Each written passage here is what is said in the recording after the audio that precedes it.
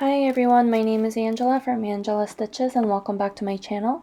So I have a couple of things to show you, and the first thing that I worked on was my blackbird designs, and I finished the blue outline and then I started the stem here so that I could get to the roses, and then also on this border.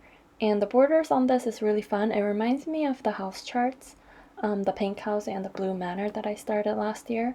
So after all of this in March, maybe I'll bring out the house charts to work on. I'm still going to work on my Mirabilias and my angels, but I guess I'll do like a house theme for March. And then I worked on my knitting angel and I got all of the stitches here done and then her face, except I couldn't find one of the colors, so I couldn't finish that. So I think I'm gonna have to order some DMCs, but for now I'm gonna go through my kits and see if I could find a couple of strands from there, because I only really need a small length of it for her face and her hands. So yeah, I'm trying to work on this every day, at least for half an hour each day, so that I could finish this month. So after this, I also worked on my baking angel.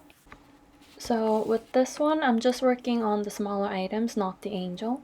So I have some scraps here, and here are the things that I finished so far. So I have like the wooden spoons and the rolling pin and things like that.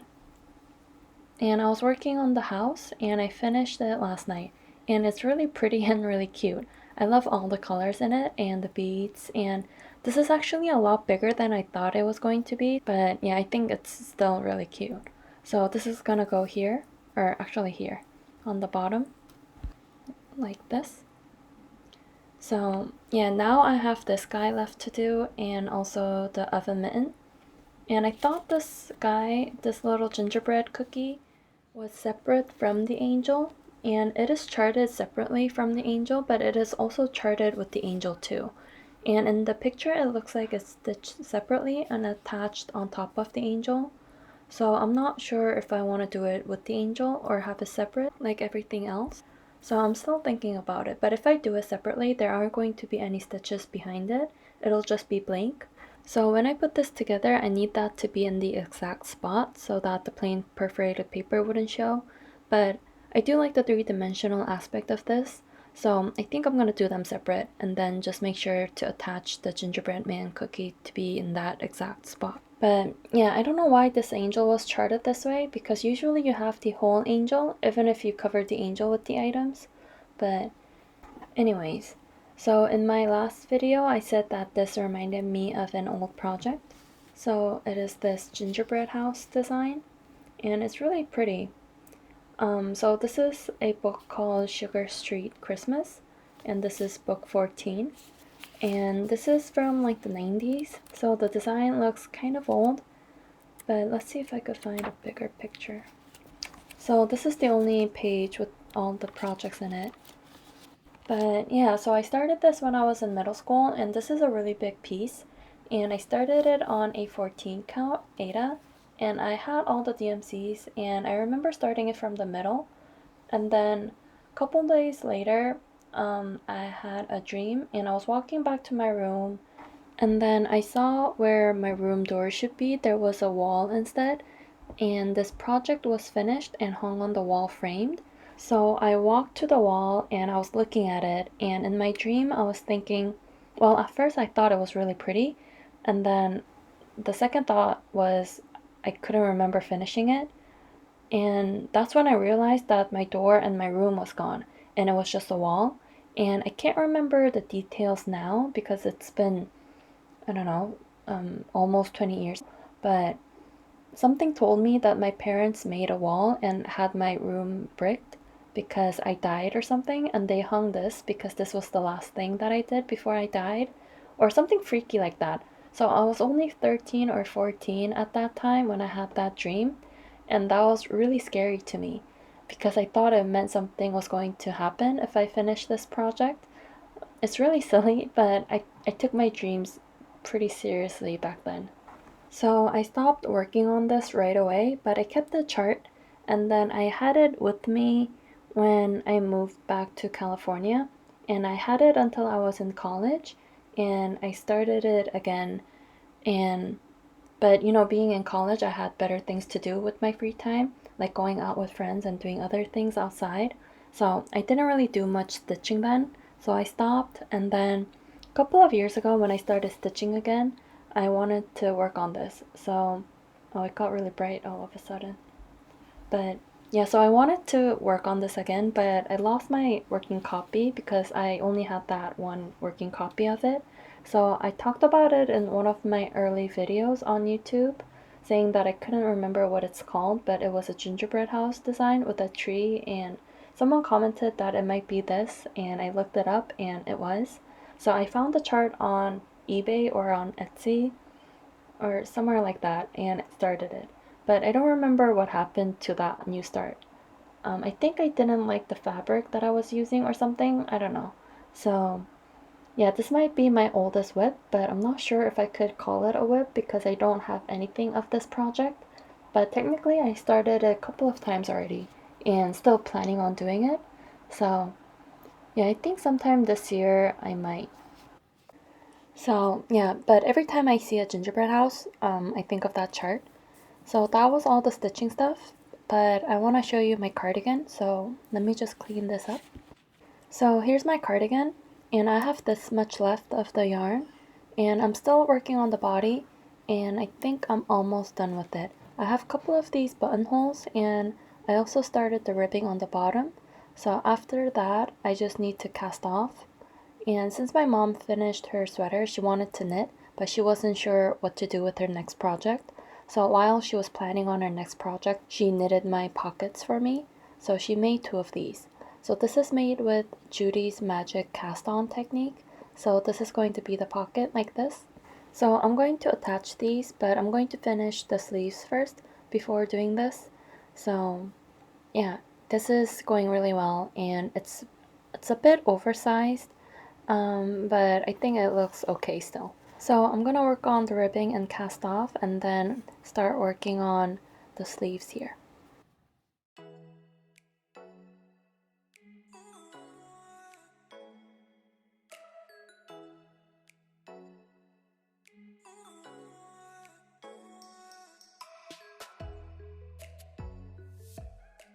So I spent most of my time last night just working on the ribbing here, and I think I'm gonna cast off pretty soon, and the ribbing is a little longer than I wanted it to be, but I had to because I wanted the space between the buttonholes to be the same, and yeah, but and I only have this much left of the yarn, so I might have to use my second ball for it, but I hope I don't have to.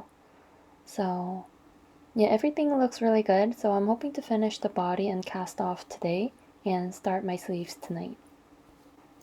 And I also spent some time on my knitting angel, and I was able to find the floss that I needed for her face in one of my seasonal sampler kits. So I was able to finish her face except for the back stitching. And then I also worked on her right arm and hand.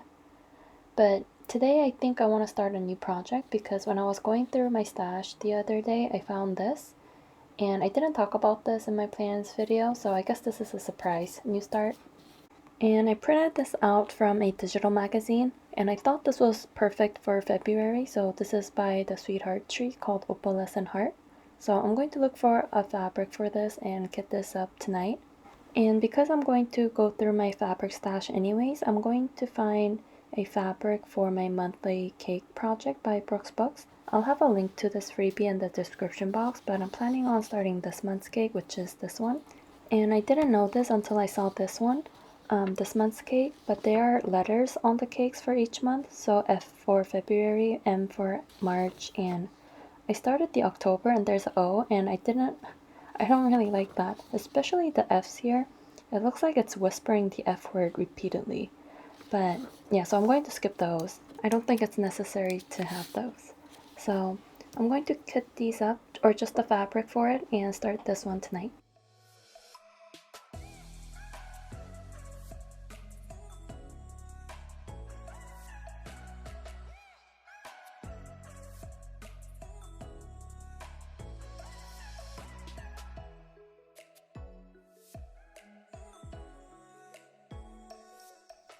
So I found this Belfast opalescent fabric in gold, And I think this is what it's called for, but it doesn't say here which one, gold or silver, because I have both.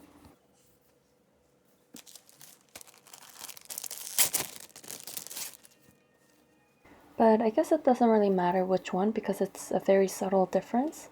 But I think I'll decide after I pull out all of the DMCs. But I think I'm leaning towards the silver. And I think these are both 32 counts, I think. So I'm gonna decide this later. And for the cakes, I want to do all of these on 40 counts. So I pulled out this one. And this is a 40 count flax, I think. Yes.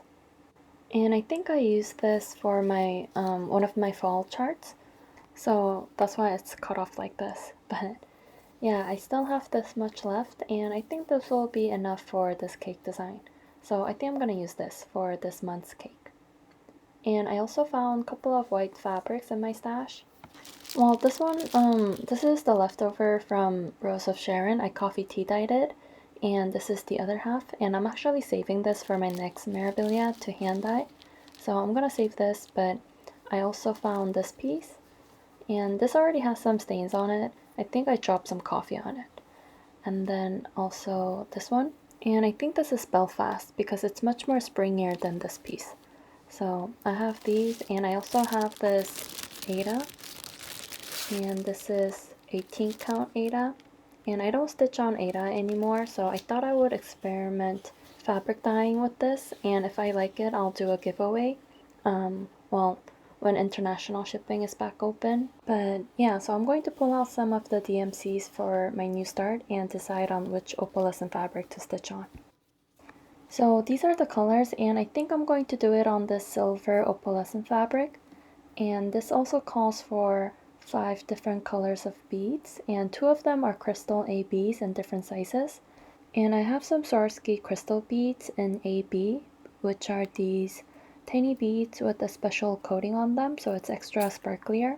So these aren't exactly the ones that are called for, but close enough. And I don't really feel the need to buy more things, especially for this project. Same for the other beads. I'm just going to use whatever that I have that looks good with this design. So yeah, I guess I'm ready to start now, but I'm going to make a quick floss card and put these away.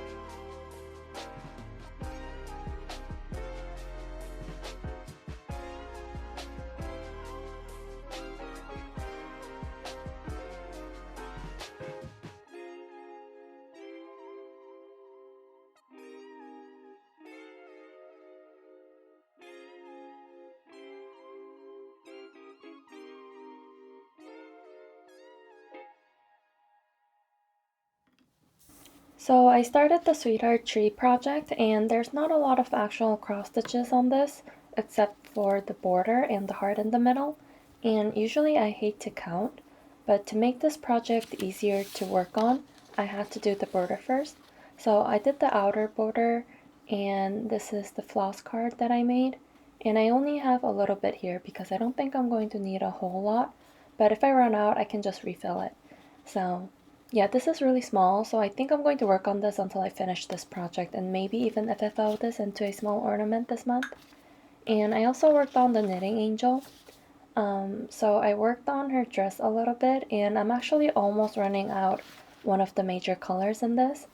Um, so it's, oh, I don't think I have it here. I think it's on my desk because I was working on this earlier. So yeah, I'm just making a list of DMCs to order, but yeah, there's a lot of green in this, which I love, but stitching on perforated paper uses up DMC really fast because you're stitching with 3 strands instead of 2 or 1 like on 40 counts.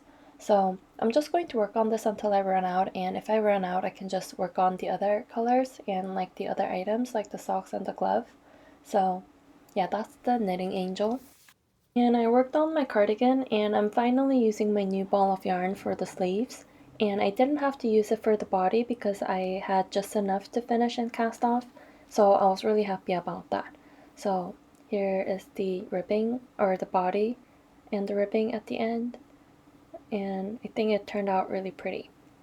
So I started on the sleeves, or one of the sleeves, last night, and yesterday I went to the small stationery store and got a couple of these 7mm needles.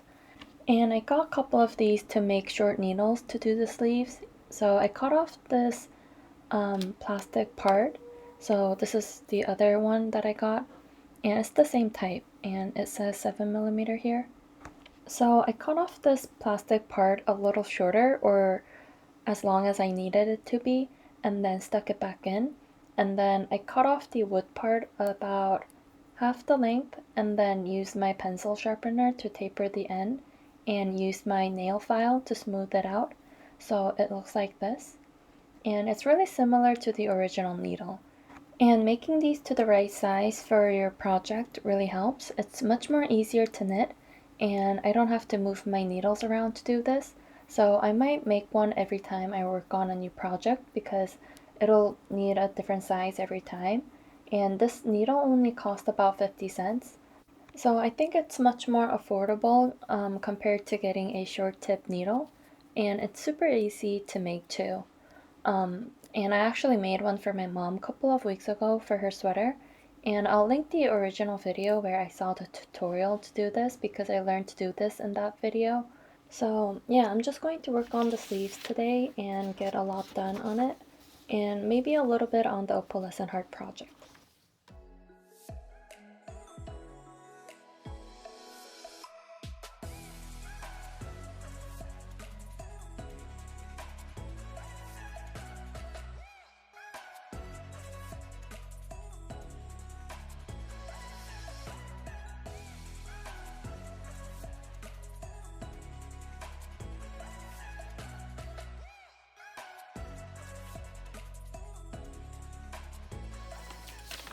So I didn't get a whole lot done on the opalescent heart yesterday, but I got one side of the backstitching done, and it's one backstitching line of the ecru and the pink, and I don't think you can even see the ecru, but yeah. And I think I said this yesterday as well, but this doesn't have a lot of cross stitches. There's a lot more backstitching and a couple of specialty stitches for the pink hearts. So this is just mostly backstitching, and I don't really mind doing backstitching, so yeah, there's not much to see yet, but once I start the backstitching, I think it'll start to look really pretty. But yeah, so that was the last thing that I worked on yesterday, and during the day I worked on the dreamer, so I got like the darker colors done, and now I can tell where this is in the design. So it's about right here where the fabric folds with this burgundy fabric is, and I just love the colors in this, except that I'm not a huge fan of yellow by itself, but looking at the colors all together, it's really pretty. So today I think I'm going to work on Sleeping Beauty because I'm going to put this away tomorrow, and I think I want to finish these roses here. So I'm going to try to at least finish that section today because tomorrow I'm going to start my new Mirabilia, Rose of Sharon, on this fabric, which I coffee and tea dyed myself. And I'm super excited because this is my first Mirabilia start on a fabric that I hand dyed myself. So it's extra special. And I think Rose of Sharon is going to look really good on this. So I'm going to start this tomorrow. And I'm going to kit this up by making a floss card just like this. I made this yesterday for the Dreamer, and this is only half of what the Dreamer needs. I need to make a second floss card, but I'm going to do the same for Rose of Sharon, and I'm just going to have a length each of the colors because I'm only using one strand, so it's going to last a while before I run out. So yeah, I'm just so proud and happy with how this fabric turned out and super excited to start this tomorrow. So I'm going to put away Sleeping Beauty tomorrow and work on Rose of Sharon and the Dreamer until I choose my next set of Mirabilias to work on in March. So in my next video, I think I'll focus more on the Mirabilias because I think in this video I had a lot of the other things, and my goal for this year was to work on Mirabilias more. So you'll be seeing a lot of progresses on these two in the next one. So I think that's it for this video. Let me know if you have any questions, and I hope you like this video. And oh, I got a question about this, but if you want to start a new project with me, please feel free to stitch with me. You can start Rose of Sharon with me or any Mirabilias you want, and you can tag me on Instagram if you want to share your progress, and I would love to see them. So yeah, thank you so much for watching and commenting, and I'll see you in the next one.